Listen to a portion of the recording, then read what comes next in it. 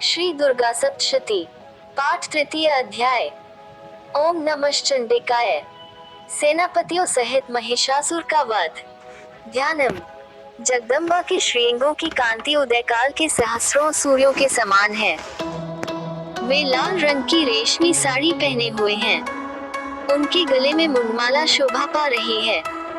दोनों स्तनों पर रक्तचंदन का लेप लगा है। वे अपने कर कमलों में जप मालिका, विद्या और अभय तथा वर नामक मुद्राएं धारण किए हुए हैं। 3 नेत्रों से सुशोभित मुखारविंद की बड़ी शोभा हो रही है। उनके मस्तक पर चंद्रमा के साथ ही रत्नमय मुकुट बंधा है तथा वे कमल के आसन पर विराजमान है। ऐसी देवी को मैं भक्ति पूर्वक प्रणाम करता हूँ। ऋषि कहते हैं, दैत्यों की सेना को इस प्रकार तहस नहस होते देख महादैत्य सेनापति चिक्षुर क्रोध में भरकर अंबिका देवी से युद्ध करने के लिए आगे बढ़ा। वह असुर रणभूमि में देवी के ऊपर इस प्रकार बाणों की वर्षा करने लगा, जैसे बादल मेरुगिरि के शिखर पर पानी की धार बरसा रहा हो। तब देवी ने अपने बाणों से उसके बाण समूह को अनायास ही काटकर उसके घोड़ों और सारथी को भी मार डाला। साथ ही उसके धनुष तथा अत्यंत ऊंची ध्वजा को भी तत्काल काट गिराया। धनुष कट जाने पर उसके अंगों को अपने बाणों से बींध डाला। धनुष, रथ, घोड़े और सारथी के नष्ट हो जाने पर वह असुर ढाल और तलवार लेकर देवी की ओर दौड़ा। उसने तीखी धार वाली तलवार से सिंह के मस्तक पर चोट करके देवी की भी बाईं भुजा में बड़े वेग से प्रहार किया। राजन, देवी की बाह पर पहुंचते ही वह तलवार टूट गई। फिर तो क्रोध से लाल आंखें करके उस राक्षस ने शूल हाथ में लिया और उसे उस महादैत्य ने भगवती भद्रकाली के ऊपर चलाया। वह शूल आकाश से गिरते हुए सूर्यमंडल की भांति अपने तेज से प्रज्वलित हो उठा। उस शूल को अपनी ओर आते देख देवी ने भी शूल का प्रहार किया। उससे राक्षस के शूल के सैकड़ों टुकड़े हो गए।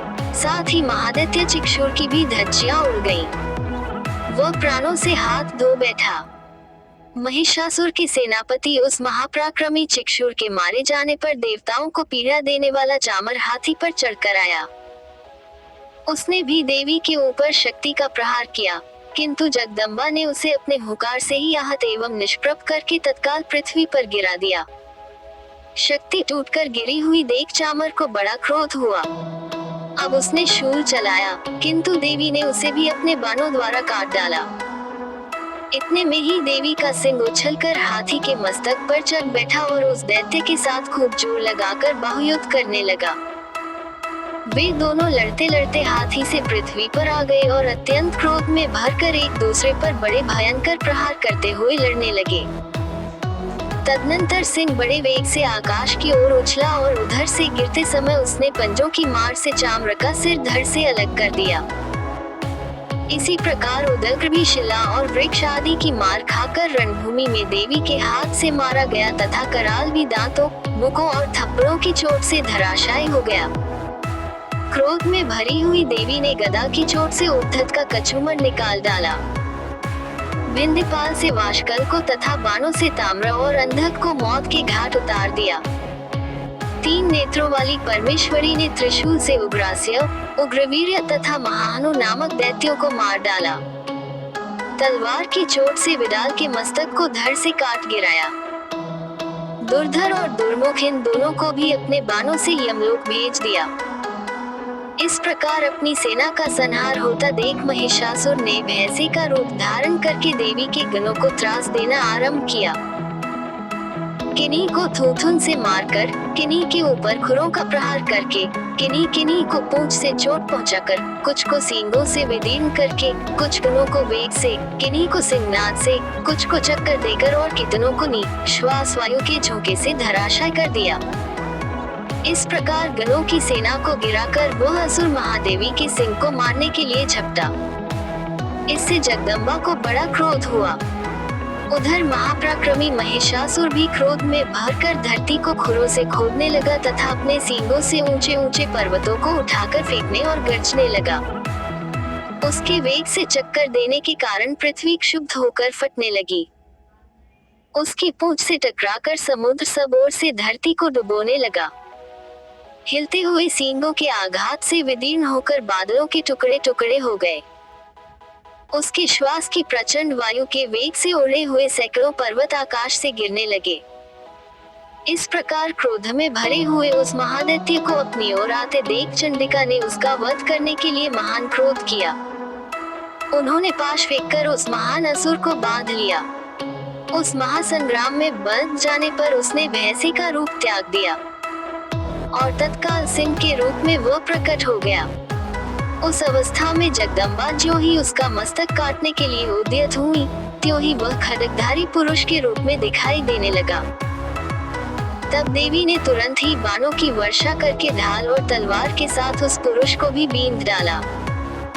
इतने में ही वह महानु गजराज के रूप में परिणत हो गया तथा अपनी सूंड से देवी के विशाल सिंह को खींचने और गर्जने लगा। खींचते समय देवी ने तलवार से उसकी सूंड काट डाली। तब उस महादैत्य ने पुनः भैंसे का शरीर धारण कर लिया और पहले की ही भांति चराचर प्राणियों सहित तीनों लोकों को व्याकुल करने लगा। तब क्रोध में भरी हुई जगन्माता चंडिका बारंबार उत्तम मधु का पान करने और लाल आंखें करके हंसने लगी। उधर वह बल और पराक्रम के मद से उन्मत्त हुआ राक्षस गर्जने लगा और अपने सींगों से चंडी के ऊपर पर्वतों को फेंकने लगा। उस समय देवी अपने बाणों के समूहों से उसके फेंके हुए पर्वतों को चूर्ण करती हुई बोली। बोलते समय उनका मुख मधु के मद से लाल हो रहा था और वाणी लड़खड़ा रही थी। देवी ने कहा, ओ मूल, मैं जब तक मधु पीती हूँ तब तक तू क्षण भर के लिए खूब गर्ज ले। मेरे हाथ से यही तेरी मृत्यु हो जाने पर अब शीघ्र ही देवता भी गर्जना करेंगे। ऋषि कहते हैं, यूं कहकर देवी उछली और उस महादैत्य के ऊपर चढ़ गई। फिर अपने पैर से उसे दबाकर उन्होंने शूल से उसके कंठ में आघात किया। उनके पैर से दबा होने पर भी महिषासुर अपने मुख से दूसरे रूप में बाहर होने लगा। अभी आधे शरीर से ही वह बाहर निकलने पाया था कि देवी ने अपने प्रभाव से उसे रोक दिया। आधा निकला होने पर भी वह महादैत्य देवी से युद्ध करने लगा। तब देवी ने बहुत बड़ी तलवार से उसका मस्तक काट गिराया। फिर तो हाहाकार करती हुई दैत्यों की सारी सेना भाग गई तथा संपूर्ण देवता अत्यंत प्रसन्न हो गए। देवताओं ने दिव्य महर्षियों के साथ दुर्गा देवी का स्तवन किया। गंधर्वराज गाने लगे तथा अप्सराएं नृत्य करने लगी।